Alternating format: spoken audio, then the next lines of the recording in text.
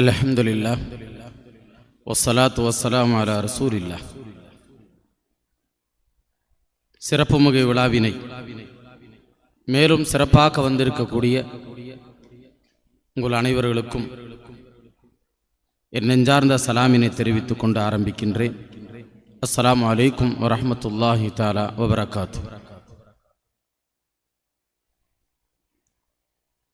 காலத்தின் கட்டாய கல்விகளான உலக கல்வியையும் மார்க்க கல்வியையும் ஒரு சேர இந்த சமுதாயத்திற்கு வழங்க வேண்டும் என்ற நோக்கத்தோடு, குறிப்பாக மார்க்க கல்வியை முன்னிலைப்படுத்த வேண்டும் என்ற உயர்ந்த நோக்கத்தோடு துவக்கப்பட்ட இந்த ஸ்தாபனம் அல்லாஹ்வின் அருளாலும் உங்கள் அனைவருடைய துஆவினாலும் உங்கள் அனைவருடைய ஆதரவினாலும் தனது இலக்கை அடைந்து வெற்றி வாகை சூடியிருக்கிறது என்பதை பல்வேறு விழாக்களின் மூலமாக அல்லாஹ் நமக்கு உறுதிப்படுத்தி தருகின்றான். அல்ஹம்துலில்லாஹ், அல்ஹம்துலில்லாஹ். அந்த வகையில் இதுவரை 34 ஹாஃபிலாக்கான பிள்ளை செல்வங்களை இந்த சமுதாயத்திற்கு அர்ப்பணித்த இந்த தாய் வீடு இந்த வருடம் அல்லாஹ்வின் கலாமான அருள்மறையை தனது இதயத்தில் சுமந்த 2 மாணவர்களான ஹாஃபில்களையும் 3 மாணவிகளான ஹாஃபிலாக்களையும் அல் குர்ஆன், அல் ஹதீஸ், அல் ஃபிக் என பல்வேறு துறைகளிலும் திறம்பட கற்றுத் தேர்ந்த 4 மாணவிகளான ஆலிமாக்களையும் சமுதாய காவலர்களாக அறிமுகப்படுத்துவதிலும் அர்ப்பணிப்பதிலும் மிக்க மகிழ்ச்சி அடைகின்றது இந்த ஸ்தாபனம். அல்ஹம்துலில்லாஹ். கரடுமுரடான பாதையில் கால் தடம் பதிக்க பயந்த அந்த நேரத்தில் என்னையும் எனது வார்த்தையையும் எனது ரசூலையும் கண்ணியப்படுத்த முன் வந்த உங்களை ஒருபோதும் நான் கைவிட மாட்டேன், கண்ணியப்படுத்தியே தீர்வேன் என்ற அல்லாஹ்வின் சூழலை தான் இன்றைக்கு பட்டம் பெறுகின்ற அழகான காட்சிகள் என்பதை நாம் முன்வைத்துக் கொள்கின்றோம். இது இங்கு மட்டுமல்ல, இந்த பதவிகள் நாளை மறுமையிலும் அல் குர்ஆனை சுமந்தவர்களையும் அதற்கு காரணமாக இருந்த பெற்றோர்களையும் சூரியனை விட பிரகாசிக்கக்கூடிய கிரீடங்களை அணிவித்து அல்லாஹ் தஆலா அழகுபடுத்துவான் என்றால் அது எந்த அளவுதான் நாம் பெருமைப்பட்டு சொல்ல முடியும். இப்படிப்பட்ட பாக்கியங்களை இவர்கள் சாதாரணமாக பெற்றுவிட்டார்களா என்றால் நிச்சயமாக இல்லை. இவர்கள் பட்ட துன்பங்களை நாம் அடுக்கிக் கொண்டே வந்தால் ஓதக்கூடிய காலங்களில் இவ்வளவு சிரமமா என்று தாங்கள் பின்வாங்கி விடுவீர்கள். அந்த அளவு அவர்களுடைய கஷ்டங்கள். மாணவர்கள் காலை 4 மணிக்கு எழுந்து விடுவார்கள். நாமெல்லாம் ஃபஜ்ர் தொழுகைக்கு எழுவதற்கு தடுமாறுகின்ற அந்த தருணம் எல்லாம் நீக்கப்பட்டு இந்த குழந்தைகள் 4 மணிக்கு நாம் சென்று எழுப்புகின்ற பொழுது நம்முடைய மனம் 2 விஷயத்தை சொல்லும். நான் அனுபவித்திருக்கின்றேன். ஆழ்ந்த உறக்கம், நன்றாக உறங்குகின்றார்கள். அப்படி உறங்குகின்ற அந்த பிஞ்சு குழந்தைகளை 4 மணிக்கே எழுப்ப வேண்டுமா, இன்னும் தான் சற்று உறங்கட்டுமே என்று ஒரு மனம். ஃபேனை முதலிலே ஆஃப் செய்து அவர்களை தயார்படுத்த வேண்டும். மற்றொரு மனம், இல்லை இல்லை இப்பொழுது எழுந்தரித்தால் தான் தஹஜ்ஜுத் தொழுவார்கள், பாடம் பார்ப்பார்கள் என்ற 2 மனம். அந்த போராட்டம் 2 நிமிடங்களிலே ஒரு முடிவுக்கு வருகின்றது. இந்த குழந்தைகளை எழுப்பித்தான் ஆக வேண்டும் என்று எழுப்பப்பட்டு அந்த குழந்தை தன்னுடைய பெட்ஷீட்டுகளையும் அதையும் தூக்கி கொண்டு போய் வழியில போக மாட்டார், செவுத்துல போய் மோதுவார். ஏன்னா தூக்க களைப்பு. இதெல்லாம் பார்க்கின்ற பொழுது நெஞ்சமெல்லாம் உருகும். அந்த நேரத்தில் இவ்வளவு கஷ்டமா இவர்களுக்கு என்று. ஆனால் அதுதான் அவர்களை செம்மைப்படுத்தி உங்களுக்கு முன்னால் ஹாஃபிலா என்ற பட்டத்தை பெற்று தருகின்றது என்றால் நிச்சயமாக இதில் சந்தேகமே இல்லை. காலை 4 மணிக்கு துவங்குகின்ற இந்த பாடம் இரவு 10 மணி வரை அவர்களுடைய குர்ஆனுடைய வார்த்தைகளை அல்லாஹ்வோடு பேசக்கூடிய தருணங்களை அவர்கள் பயன்படுத்திக் கொள்கிறார்கள். இதோடு பள்ளி கல்வியான அகாடமிக்கும் அவர்கள் செல்வார்கள். நான் பாடம் கேட்டுக்கொண்டே இருப்போம், சற்று தவறு வருகிறது மீதம் இருக்கிறது என்றால் நீ அகாடமிக்கு போயிட்டு வா, அப்புறம் பார்த்துக்கிற என்பதாக சொல்லுவோம். அங்கு சென்று படித்து கொண்டிருப்பார்கள். இன்னும் இது எழுதலையா ஹோம்வொர்க்கு, கீழே இப்ஸுக்கு போயிட்டு வா, நான் பார்த்துக்கிறேன் என்று சொல்வார்கள். இந்த 2க்கு மத்தியிலே வெளியே எங்கே சென்று விடலாம் என்றால் எங்கும் செல்ல முடியாது. எவ்வளவு ஒரு போராட்டம் நினைத்து பார்க்க வேண்டும். நாங்கள் எல்லாம் ஒரே கல்வியை ஒரே முறையிலே படித்து விட்டு வந்து விட்டோம். எங்களுக்கு சிரமமே தெரியவில்லை. ஆனால் உண்மையிலே சாதனையாளர்கள் என்றால் இவர்களைத்தான் குறிப்பிட வேண்டும் என்பதை நான் இங்கு நினைவுபடுத்திக் கொள்கிறேன். மாணவர்களுடைய இந்த போராட்டங்கள், மாணவிகள் காலை முதல் மாலை வரை இஃபுலை மனனம் செய்து ஒப்பிக்கக்கூடிய அவர்கள் இதோ வீட்டுக்கு சென்று நிம்மதியாக இருக்கலாம் என்று நினைக்கின்ற பொழுதுதான் மகரிபுக்கு பிறகு பாடம் பார்க்கக்கூடிய அந்த நேரம்.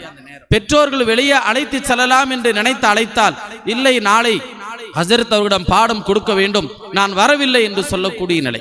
இப்படியெல்லாம் மாணவிகளும் தங்களுடைய பாடங்களை எல்லாம் திறம்பட பார்த்து மறுநாள் காலை முதல் மாலை வரை அழகான முறையிலே கொடுக்கக்கூடிய நிலைகள். இதன் மூலம் இவர்கள் பள்ளி கல்விகளையும் கற்றுக்கொண்டு இஃபுலையும் மனனம் செய்து கொண்டு இவர்களுடைய மன ரீதியாக இவர்கள் படுகின்ற சிரமத்தை குறைக்க வேண்டும் என்பதற்காக வேண்டி என்ன செய்கின்றோம் என்றால், அவர்களுக்கு விளையாட்டை ஏற்படுத்தி வாரத்தில் 2 முறைகள் பிடி மாஸ்டரையும் வரவழைத்து அழகான முறையிலே மாணவர்களுக்கும் மாணவிகளுக்கும் என தனித்தனியான முறையிலே பெண்களுமான ஆண்களுமான பிடி மாஸ்டர்கள் வருகை தந்து அவர்களுக்கு பயிற்சிகளை கொடுக்கின்றார்கள்.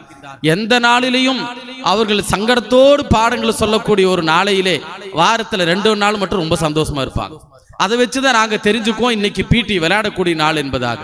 அன்பிற்குரியவர்களே, இப்படிப்பட்ட இந்த குழந்தைகளுடைய விளையாட்டிலும் சரி, அதே போன்று இவர்களுடைய திறமைகளை வெளிப்படுத்த வேண்டும் என்று அவர்களுக்கு காம்படிஷன் வைத்தும் அவர்களுக்கு பள்ளிகளிலும் சரி வெளியிலும் சரி விளையாட்டுகளிலும் மற்ற விஷயங்களிலும் அவருடைய திறமைகளை வெளிப்படுத்துவதற்குண்டான முயற்சிகளும் மேற்கொள்ளப்படுகிறது. இதோடு மட்டுமல்ல, அவர்களுடைய பாடங்கள் அன்றைக்கு எவ்வளவு கொடுத்தார்களா இல்லையா என்ற விபரங்களை டைரியில் பதிப்பதோடு மட்டுமல்லாமல் இல்மிஃபை என்ற ஒரு ஆப்பின் மூலம் அவர்களுக்கு ஏற்றி அதன் மூலமாக உஸ்தாத்மார்கள் அந்த பாடங்களை அதில் இட்டு அதனுடைய முழு விபரங்களையும் பெற்றோர்களும் இந்த ஸ்கூல் ஸ்தாபனமும் கண்காணிக்கக்கூடிய நிலையிலே அதை அமைத்து தந்திருக்கின்றோம்.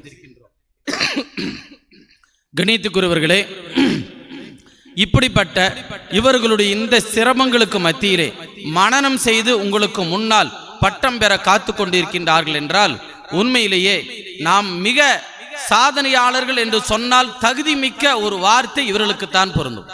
எத்தனையோ சாதனைகளை வெளிப்படுத்தி கிண்ண சாதனை என்றெல்லாம் பெறுவார்கள். உண்மையிலே அதைவிட உண்மையான சாதனை என்றால் இதுதான். கணித்துக்குரியவர்களே, அல் குர்ஆனை மனனம் செய்யப்படுவது போன்று வேறு எந்த வேதமும் மனனம் செய்யப்படவில்லை என்பதுதான் உண்மையான விஷயம். தௌராத் வேதம் இருக்கிறதே, இதை 4 பேர்கள் தான் மனனம் செய்திருக்கிறார். சிந்தித்து பார்க்க வேண்டும்.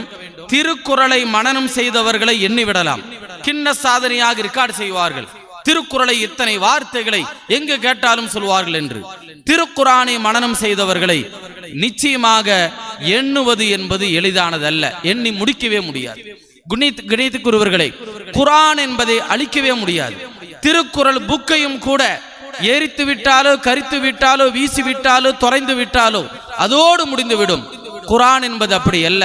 ஒவ்வொருவருடைய இதயத்திலும் தாங்கி நிற்கக்கூடிய இந்த குர்ஆன் எத்தனை பேர்கள் இழந்தாலும் அந்த குர்ஆனை மனனம் செய்த யாராவது ஒருவர்கள் இருந்து கொண்டே இருப்பார்கள் உலகத்திலே. அந்த ரீதியிலே இந்த குர்ஆனை மீட்டு எடுக்க முடியும். இவர்களுடைய ஆற்றல்கள் என்ன என்பதனை பற்றி பார்க்கின்ற பொழுது ஒரு ஹாஃபிலான மாணவரோ ஹாஃபிலான மாணவியோ எத்தனை சிரமமான பாடங்களையும் படித்து விடுவார்கள் என்பது நிச்சயமாக உறுதியான விஷயம். ஏனென்று கேட்டால் அவர்களுடைய உள்ளங்களிலே உள்ள குர்ஆன் கடினமான பாடங்களையும் இலகுவாக ஆக்கிவிடும். குர்ஆனையே மனனம் செய்தவர்கள் இதையெல்லாம் படிக்க மாட்டார்களா என்று நினைக்கின்ற ஒரு எண்ணங்களை நமக்கு உருவாக்கிவிடும். அதனால்தான் வட மாநிலங்களில் மேல் படிப்பு படிக்கக்கூடிய சில கல்லூரிகளிலே மாணவர்களை தேர்வு செய்வதற்குண்டான வாய்ப்புகளை எப்படி வைத்திருக்கின்றார்கள் என்றால் ஹாஃபிர்களுக்கு முன்னுரிமை வழங்கக்கூடியவர்களாக இருக்கின்றார்கள். அவருடைய கட்டணங்களையும் சலுகை அளவிலே அவர்கள் செய்து தருகின்றார்கள் என்பதை நாம் பார்க்க முடியும். காரணம் ஏன் இப்படி செய்கின்றார்கள் என்றால், குர்ஆனை மனனம் செய்த இவர்கள் கல்லூரியுடைய பாடங்களை நன்றாக படித்து நமது கல்லூரிக்கு அவர்கள் நல்ல பெயர்களை பெற்று தருவார்கள் என்ற நியதியில்தான் கல்லூரிகளிலே சேர்க்கப்படுகின்ற ஹாஃபில்களுக்கும் ஹாஃபிலாக்களுக்கும் முன்னுரிமை வழங்குகின்றார்கள் என்பதை நாம் நினைவில் கொள்ள வேண்டும். நமது அண்டை மாநிலமான கர்நாடகாவில் உள்ள ஷாஹின் கல்லூரியிலே ஹாஃபில்களுக்கு முன்னுரிமை தரப்படுகிறது என்பதை நாம் நினைவுபடுத்திக் கொள்கிறோம். ஆக இப்படிப்பட்ட அழகான ஒரு சந்தர்ப்பம் நம்முடைய குழந்தைகளுக்கு உலக கல்வியும் சரி மார்க்க கல்வியும் சரி மார்க்கத்தினுடைய சூழலிலே அழகானது ஒரு கல்விகளை தருகின்ற இந்த ஸ்தாபனம் மென்மேலும் வளர்ச்சி அடைய வேண்டும் என்று தாங்கள் துஆ செய்ய வேண்டும். தாங்கள் தங்களுடைய பிள்ளைகளை அதிகமாக அனுப்பி இந்த ஸ்தாபனத்திலே தங்களுடைய குழந்தைகளுக்கு இல்மை முழுமையாக கற்கக்கூடிய வாய்ப்புகளை தாங்கள் நல்க வேண்டும். அல்லாஹு தஆலா இந்த கிஃப்ட் இஸ்லாமிக் அகாடமியினுடைய இந்த வளர்ச்சியை கியாமத்து நாள் வரை அல்லாஹு தஆலா பல ஹாஃபில்கள், பல ஹாஃபிலாக்கள், பல ஆலிமாக்கள், பல ஆலிம்களை உருவாக்கி சாதனை படைத்திட வேண்டும் என்று இந்த நல்ல நேரத்திலே துஆ செய்து விடைகிறேன். அஸ்ஸலாமு அலைக்கும் வரஹ்மத்துல்லாஹி தஆலா வபரகாத்துஹு.